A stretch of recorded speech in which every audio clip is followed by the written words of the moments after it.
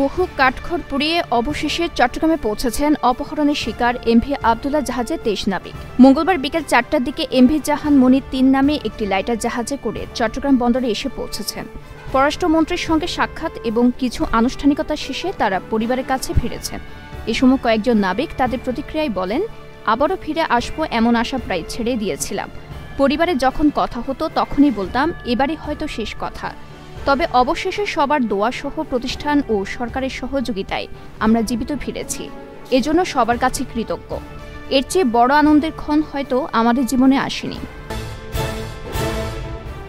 দুদিনের সফরে ঢাকায় এসেছেন আমেরিকার দক্ষিণ ও মধ্য এশিয়া বিষয়ক সহকারী পররাষ্ট্রমন্ত্রী ডোনাল্ড লু। আজ মঙ্গলবার সকাল ১১টার পর কলম্বো থেকে ঢাকায় এসে নামেন তিনি।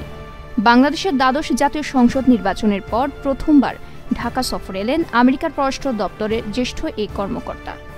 জানা গেছে, ঢাকা ওয়াশিংটন সম্পর্ক জোরদার ও ভবিষ্যৎ সম্পর্কে রূপরেখা নিয়ে আলোচনার জন্যই তার এই সফর।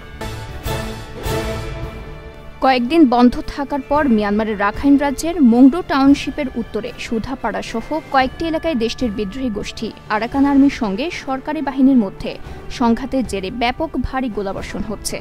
এর বিকট শব্দে কাঁপছে কক্সবাজার টেকনাফ উপজেলার বিভিন্ন সীমান্ত। এতে সীমান্ত ঘেঁষে স্থানীয় বাসিন্দাদের মধ্যে আতঙ্ক বিরাজ করছে। একাদশ শ্রেণীতে এবার ৩ ধাপে ভর্তির আবেদন করা যাবে। প্রথম ধাপে অনলাইনে ভর্তির আবেদন করা যাবে ২৬ মে থেকে ১১ জুন পর্যন্ত। আন্তঃবোর্ড জানিয়েছে ১৫০ টাকা দিয়ে সর্বোচ্চ ১০ ও সর্বনিম্ন ৫ কলেজে ভর্তির আবেদন করা যাবে। আর জুলাই শেষে ক্লাস শুরুর পরিকল্পনা রয়েছে মন্ত্রণালয়ের। মুসলিমদের তৃতীয় গুরুত্বপূর্ণ ধর্মীয় স্থান ফিলিস্তিনের আল আকসা মসজিদ প্রাঙ্গণে ওড়ানো হল ইসরায়েলের পতাকা। আজ মঙ্গলবার সকালে পূর্ব জেরুজালেমের এক অবৈধ বসতি স্থাপনাকারী পতাকাটি ওড়ান। ইসরায়েলি স্বাধীনতা দিবস উপলক্ষে ইসরায়েলি অবৈধ বসতি স্থাপনকারী দল বেঁধে আল আকসা মসজিদে ঢুকে পড়ে। পরে তাদের মধ্যে একজন সেখানে ইসরায়েলের পতাকা উড়ান বলে জানা গেছে।